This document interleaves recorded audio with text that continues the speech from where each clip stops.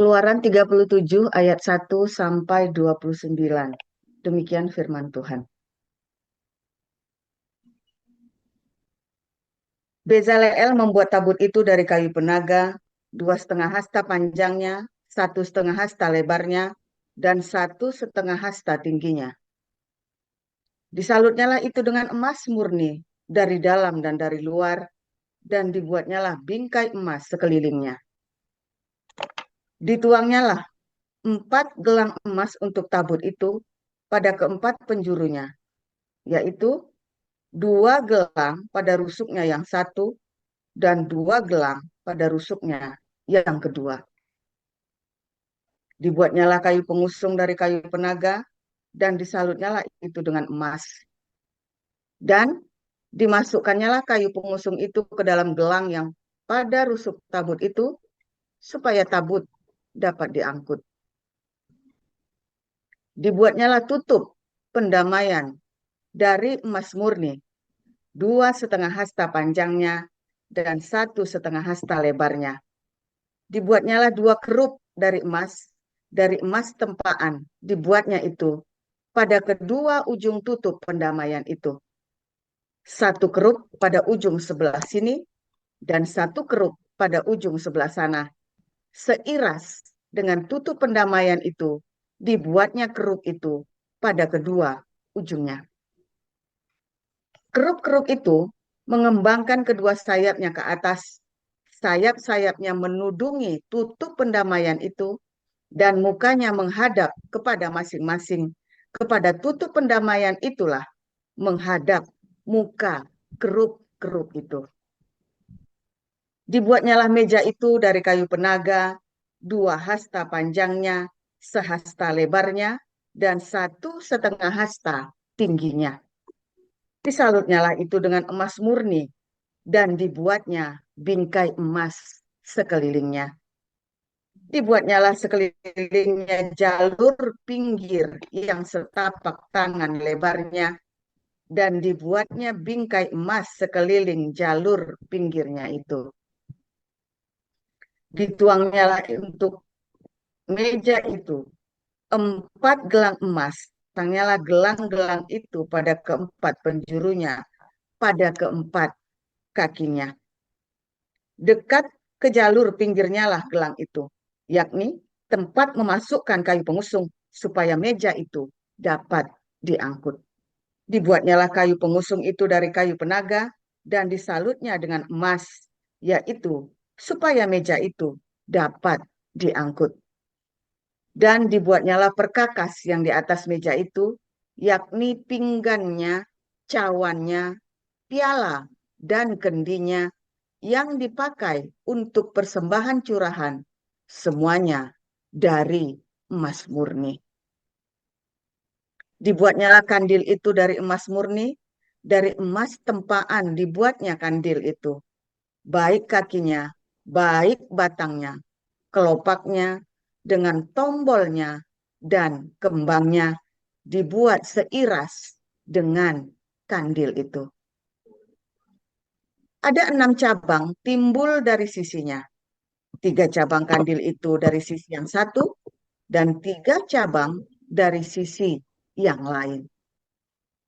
3 kelopak yang berupa bunga badam pada cabang yang satu dengan tombol dan kembangnya, dan 3 kelopak yang serupa pada cabang yang lain dengan tombol dan kembangnya.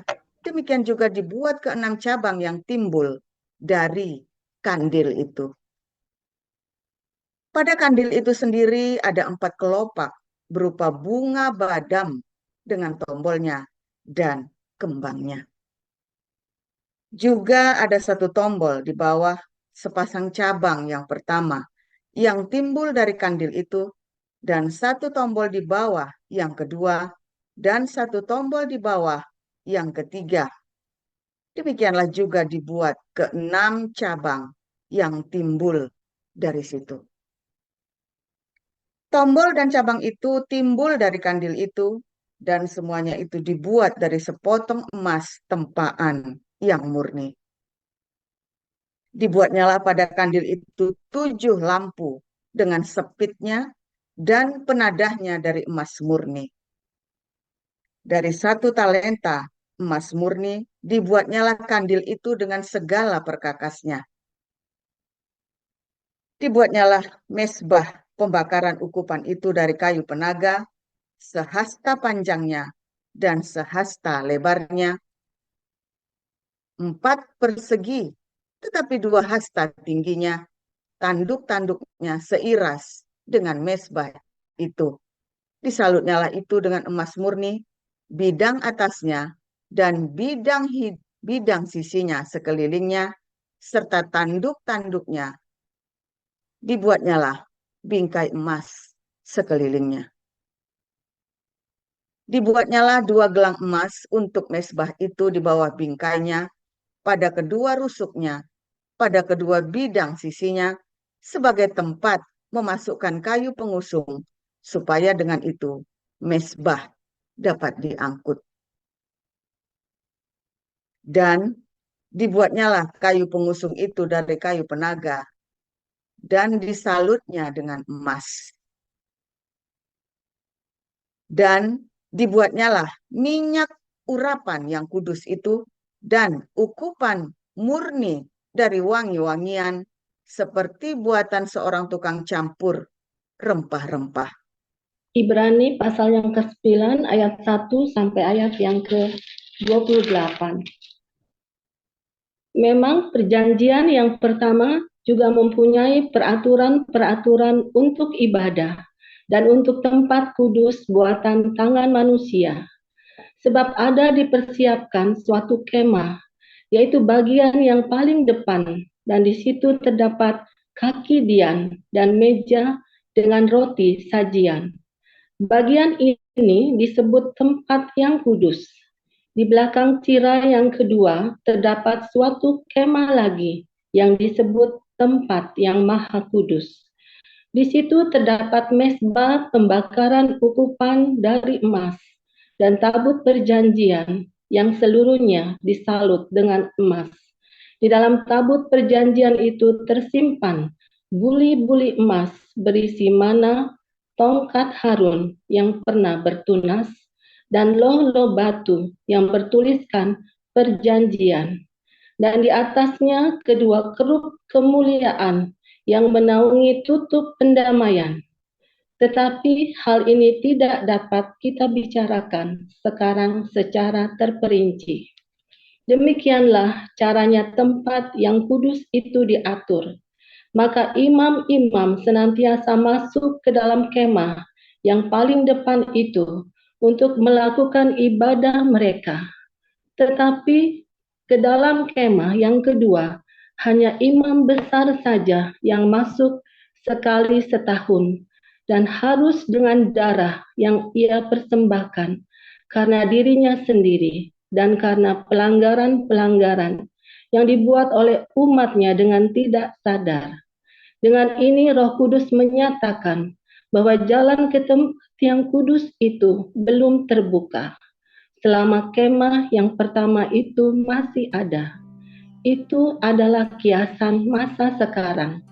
Sesuai dengan itu, dipersembahkan korban dan persembahan yang tidak dapat menyempurnakan mereka, yang mempersembahkannya menurut hati nurani mereka.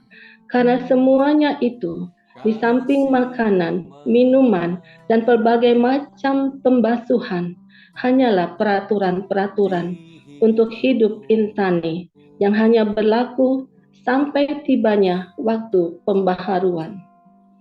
Tetapi Kristus telah datang sebagai imam besar untuk hal-hal yang baik yang akan datang.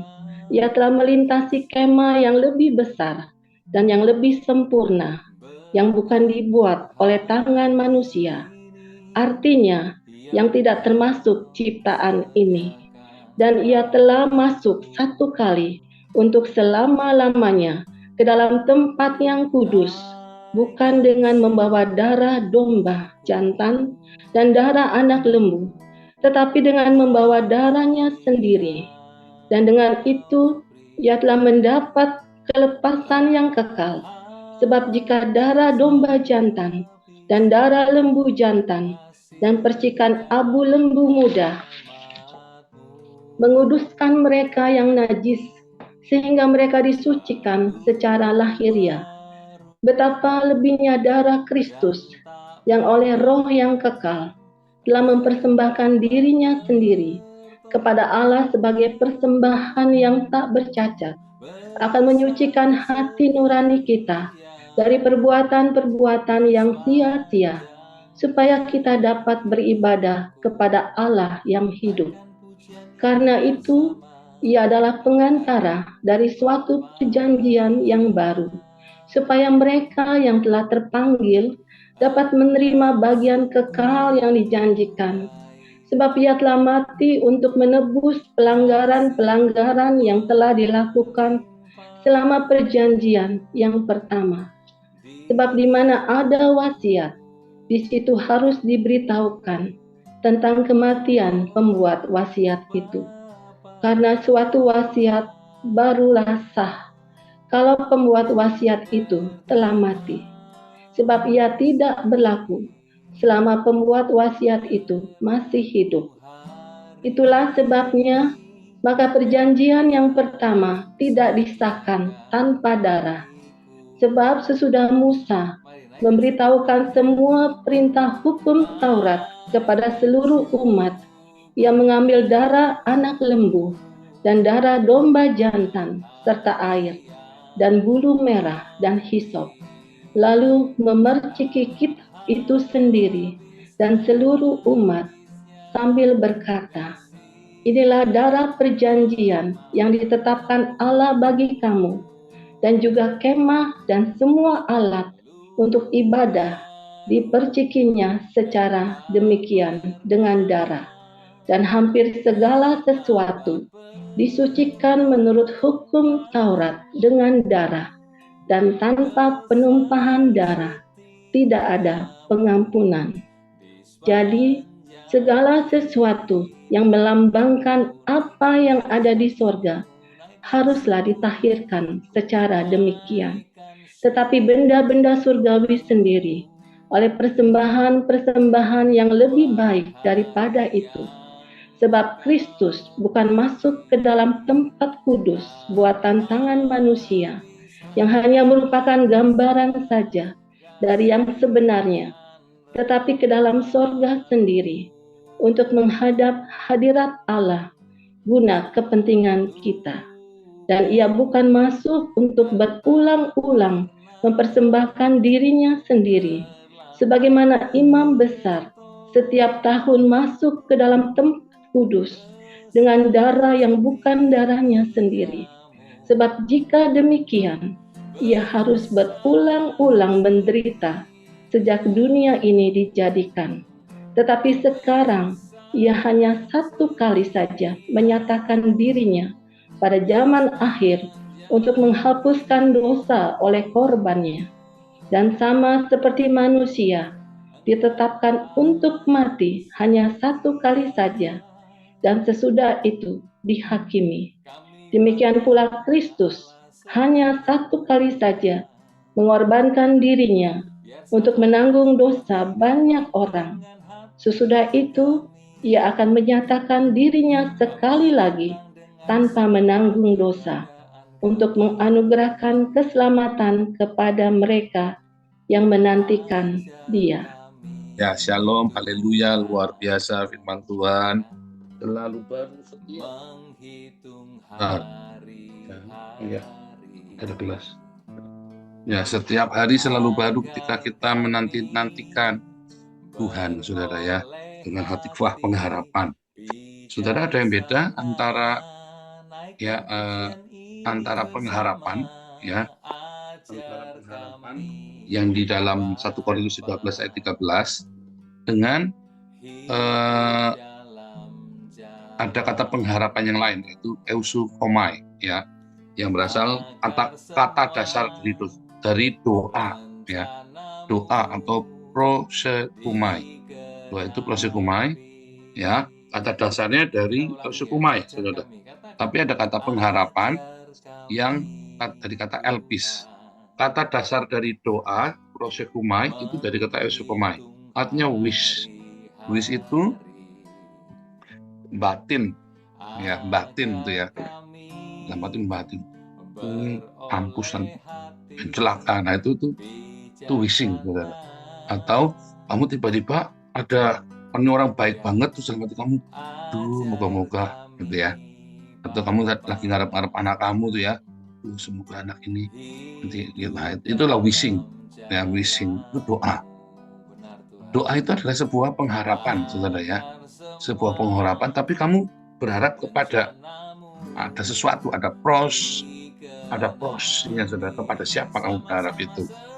Nah, kalau Elpis itu adalah sebuah pengharapan, expectation-nya kita. Ya, expectation, aku bekerja gini, aku melakukan ini supaya itu. Nah, itulah expectation. Itulah pengharapan.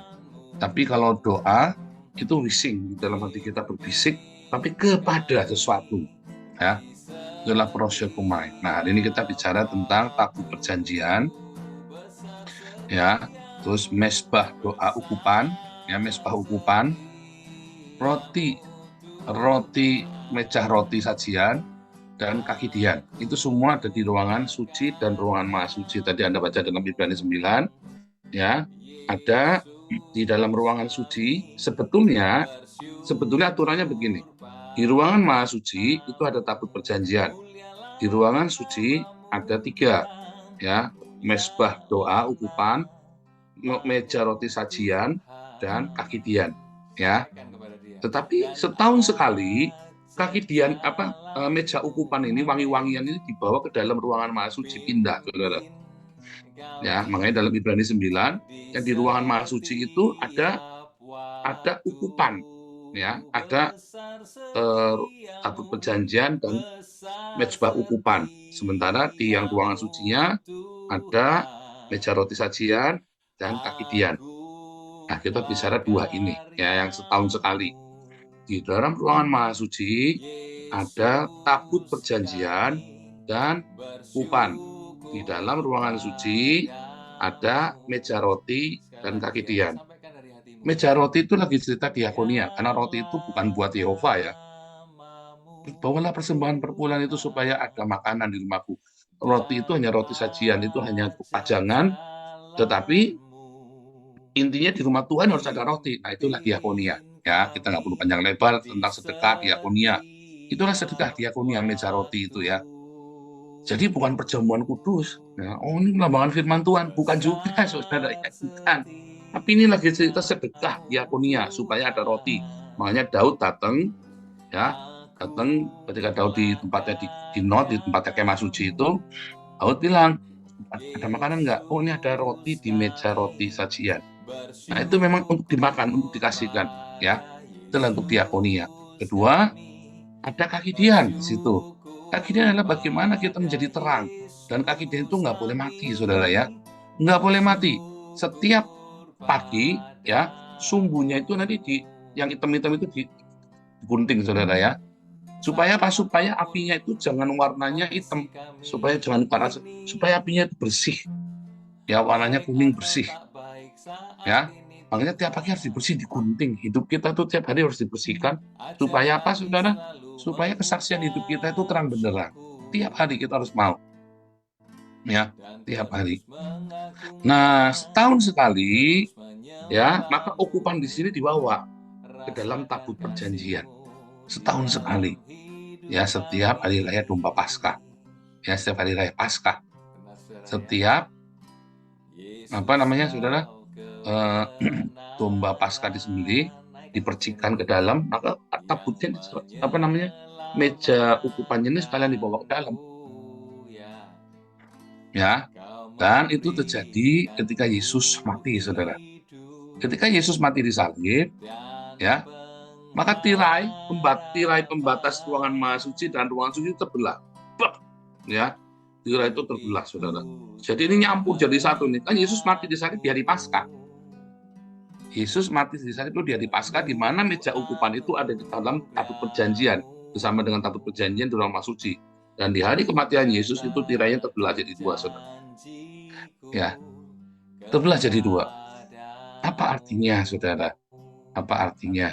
Saudara, ketika kita punya sedekah, dan punya kesaksian hidup kita setiap hari. Ya, itu adalah ruang suci kita. Ya, di mana di ruang suci kita akan berkenan kepada Tuhan. Berbahagialah orang yang suci hatinya, karena dia akan melihat Allah. Boleh masuk ke dalam ruangan maha suci, saudara. Ya, dan kemudian tadinya hanya orang-orang tertentu yang bisa masuk, yaitu para nabi atau para imam yang dikhususkan. Ya, kalau di dalam kehidupan sehari-hari hanya para nabi yang bisa mendengar suara Tuhan, karena di dalam ruangan maha suci itu Allah bicara kepada para imam ini, saudara, untuk memberikan petunjuk kepada orang Israel apa yang harus dilakukan. Sama seperti Zakaria, waktu masuk ke ruangan maha suci, lalu malaikat Tuhan datang, kasih tahu dia tentang Yohanes itu ya. Nah itu sama, pada hari bait suci itu tirainya terbelah, maka semua orang-orang kudus yang punya kesaksian hidup dan punya diakonia, ya, maka dia langsung, semua orang tanpa terkecuali, tidak perlu dipilih setahun sekali, semua orang itu. Kenapa? Karena darah anak domba Paskah itu berlaku kekal, bukan hanya setahun sekali, tapi untuk selamanya, saudara. Makanya kemudian di generasi itu, di eranya Yesus, di generasi itu 30 tahun kemudian bait suci itu diruntuhkan, saudara ya. Sebab Tuhan sedang tunjukkan era ritual itu sudah selesai, sudah digenapi tanda-tandanya. Makanya sampai dengan hari ini ya, tidak ada orang Yahudi yang mempersembahkan korban pagi dan petang lagi, saudara. Tidak ada orang Yahudi mempersembahkan korban pagi dan petang dan korban Paskah lagi. Karena bait suci udah nggak ada. Kecuali hanya sekitar 40.000 orang ya, orang namanya Yahudi Karaite ya. Itu kelompok kecil, salah satu sekte Yudaisme. Tetapi secara umum 99% orang Yahudi sudah tidak merayakan lagi, saudara. Ya, secara umum orang Yahudi sudah tidak merayakan korban pagi dan petang, menyembelih domba pagi dan petang, dan korban Paskah udah nggak ada lagi. Bahkan perpuluhan pun sudah nggak ada lagi, karena bait sucinya nggak ada. Simbol itu diruntuhkan oleh Tuhan, saudara. Simbol itu diruntuhkan oleh Tuhan, oleh Allah sendiri. Supaya apa? Kita semua yang punya diakonia dan kesaksian, kita yang punya diakonia dan marturia itu, kita bisa masuk ke ruangan Maha Kudus. Itu menerima Roh Kudus ya, saudara. Menerima Roh Kudus. Tetapi Anda harus membawa ukupan, wishing. Mengapa Anda tidak bisa menerima Roh Kudusnya? Ingat, ya, itu di situ ada tabut perjanjian, di dalamnya 2 loh batu, 2 hukum yaitu Roh Kudus, dan ada tutup pendamaian yaitu Yesus Kristus. Ya, di dalam tabut perjanjian itu untuk orang-orang yang punya sedekah dan punya kesaksian, dia butuh Roh Kudus. Ya, dia butuh Roh Kudus supaya bisa berjumpa dengan Tuhan. Kan yang bicara kepada Anda adalah Roh Kudus. Nah, masalahnya untuk menerima Roh Kudus ya Anda harus punya doa, punya ukupan itu tadi, menyan itu tadi, doa orang kudus, wishing yang baik, tentunya bukan doa-doa mengutukin ya, doa yang baik. Wishingmu itu harus benar, saudara. Tiap hari Anda harus punya wish, ya, wishing, ya, we wish you Merry Christmas, I wish the best, ya kan, wish milak. Anda tahu kan kata itu wish milak, semoga aku berharap kamu beruntung, ya. We wish you Merry Christmas. Aku mengharapkan Christmas yang luar biasa. Dan ada wishing, bisikan yang dengan pengharapan ada sesuatu. Pengharapan kita tiap hari sebagai orang-orang percaya kepada Tuhan, dan Anda mengharapkan harapan yang baik dalam hatimu. Tiap hari kamu jaga harapanmu dan harapan yang baik, ya saudara ya. Maka kamu akan memperoleh Roh Kudusnya, saudara. Kamu akan memperoleh Roh Kudusnya. Dan kamu akan dipenuhi dengan Roh Kudusnya setiap hari. Dipenuhi dengan rema dari Kristus. Sama kalau wishingmu itu selalu benar. Wishingnya kita, ya. Wishingnya kita selalu benar. Selalu mengharapkan yang baik. Baik bagi doa orang-orang kudus, ya, baik sesama. Wishingnya kita. Makanya hati-hati dengan semua pengharapanmu. Hati-hati suami-suami yang berharap istrinya mati, istri-istri yang berharap suaminya mati. Tapi kamu nggak sengaja kamu batin itu wishing, saudara. Ya, saudara ya. Ya kan? Anak-anak yang berharap mati, orang tuanya mati, itu wishing, saudara. Apa wishingmu hari ini? Doa itulah yang mengharumkan kerajaan surga. Wishingmu itu yang mengharumkan kerajaan surga. Tiba-tiba ada bau kentut di dalamnya, saudara. Kenapa? Karena kamu mengharapkannya tidak baik. Iya kan?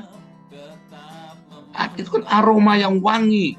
Doa menyan ya di dalam Mazmur 140 apa tadi? Mazmur apa ya? Mazmur 142 dikatakan doaku itu seperti menyan. Ya. Dan dalam Wahyu 5 ayat 8 dikatakan itu menyan itu adalah doa orang kudus. Nah, wishingnya kamu itu wishing seperti apa? Ya, prosyekumanya kamu, ya, prosmu kepada surga, wishingnya kepada surga itu doa macam apa? Mengharapkan kecelakaan orang lain kah? Mengharapkan apakah prosyekumaimu? Ya, saudara ya, kalau kamu tetap jaga prosyekumaimu di dalam kebaikan, dalam kebenaran, maka Roh Kudus itu akan tetap bersama denganmu. Roh Kudus akan memenuhi kamu, saudara. Prosyekumaimu apa? Yang tahu cuma kita. Kita nggak bisa tahu prosyekumainya orang lain. Kecuali tiba-tiba ada nabi datang, masih kamu hatimu jahat. Nah, hati-hati, saudara. Apa yang menjadi prosyekumaimu hari ini? Yang menjadi harapan dalam hidupmu? Itu yang membuat wangi kerajaan surga. Atau jangan-jangan kamu sedang memberikan aroma busuk ke surga. Prosyekumaimu itu. Kemenyanmu itu jangan kemenyan dari kuburan. Atau kemenyan apa yang kamu sedang, menyan apa, ukupan apa yang sedang kamu naikkan ke surga hari ini. Setiap hari. Ingat-ingat, saudara ya. Setiap hari kamu batin, karena kita ini orang percaya ya, karena kita ini orang percaya, kamu batin itu naik ke surga, saudara.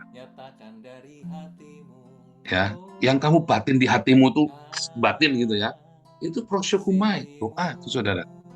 Jadi doa itu bukan kamu di dalam kamar, karena kata prosyekumai sendiri artinya adalah sebuah tempat doa. Karena nggak ada sinagog, bila tidak ada sinagog, bila tidak ada rumah ibadah, itulah terus kamu batin, itulah prosyekumai. Di mana kamu berada di itu adalah prosyekumai, saudara. Jadi doa itu bukan di dalam kamarmu, prosyekumai itu bukan di dalam kamu, dalam 4 jam terus kamu nyanyi tari pakat, saudara ya. Bukan, saudara.